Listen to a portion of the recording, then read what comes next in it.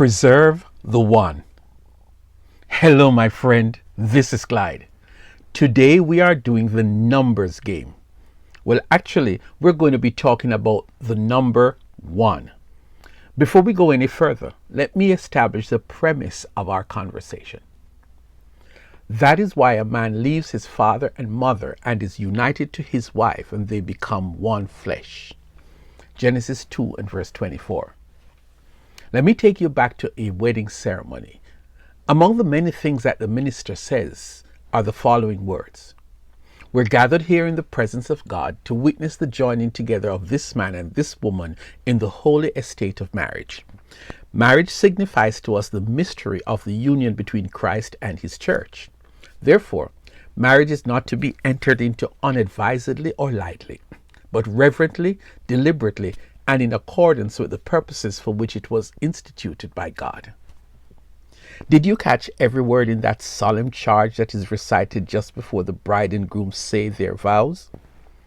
I'm thinking that if both persons, the bride in her beautiful gown and the groom looking all dapper, if they heard and fully understood those words, that this was the last opportunity for them to say, I don't think I am ready to take this huge step.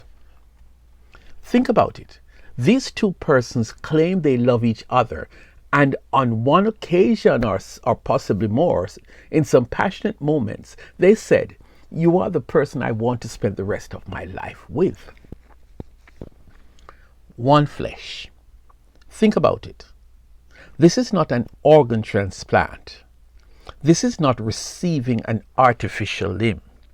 This imagery that is portrayed is the result of an act of God. Essentially, we are here to say our vows, to be declared husband and wife, and for God to do a mysterious surgery.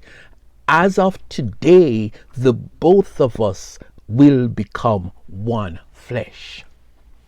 And in case you forget, when we get married, we are replicating a bigger and an even more mysterious union. I speak of Christ, who is the groom, and the church, the bride of Christ. In other words, Jesus and the church are one.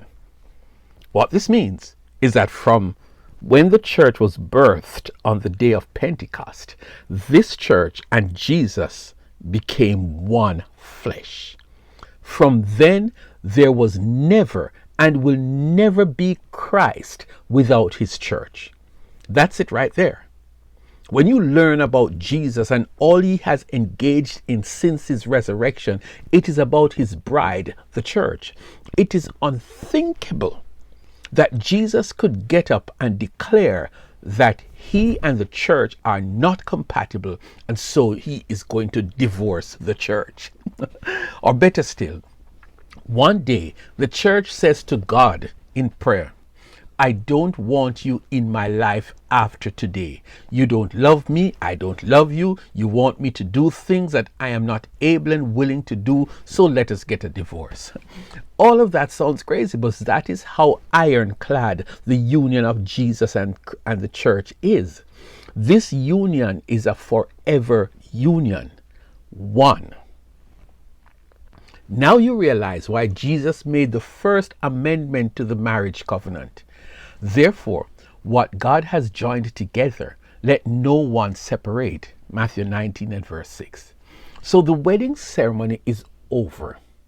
And later that evening, the marriage is consummated. The union is sealed. The making of this one is complete when the bride and the groom engage in sex after the ceremony for the first time. From now onwards, they are fully, conceptually, and completely one flesh. There is no husband without his wife, and the wife must always be confident that the other half of this union will never violate this oneness. So, in going forward, what do we do to protect and guard the one flesh? Each half of the one flesh union has one major responsibility. Husband, If God should spring a surprise visit to your home, he must find you faithful to your wife totally.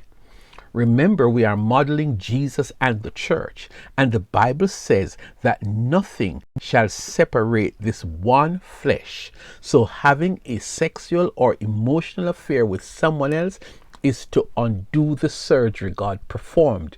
You are breaking the one.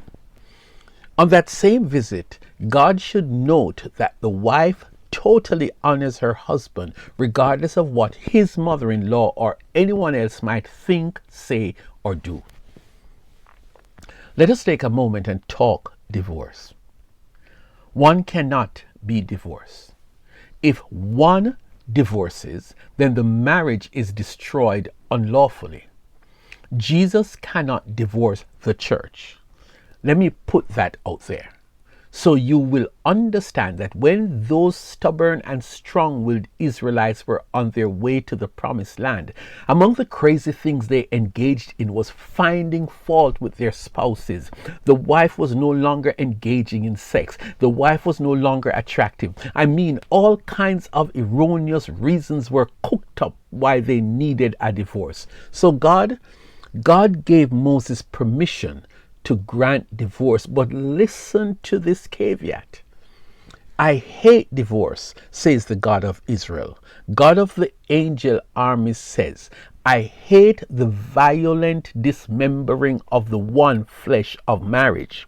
So watch yourselves. Don't let your guard down. Don't cheat.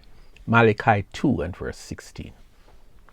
So when we talk about divorce and say what God has joined together, let no man put asunder, God is not only talking about the judge who signs the final divorce document. He is talking about the spouse who cheats. He's talking about the third party who engages in an extramarital affair with one of the spouses. He's talking about the relative or the friend who creates discord and distrust between the couple that leads to a divorce. So let us wrap this time together. Becoming one is a super special honor.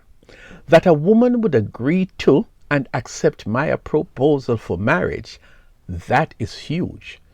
It means that each of us owe it to ourselves to consider marriage extensively, seek godly counseling, get to know each other thoroughly, so that by the time we arrive at the altar, we are doing this wedding soberly and with an understanding of what we are going into, that we are two going to become and remain one. And that is a powerful number that ought to be cherished until death parts us. Preserve number one.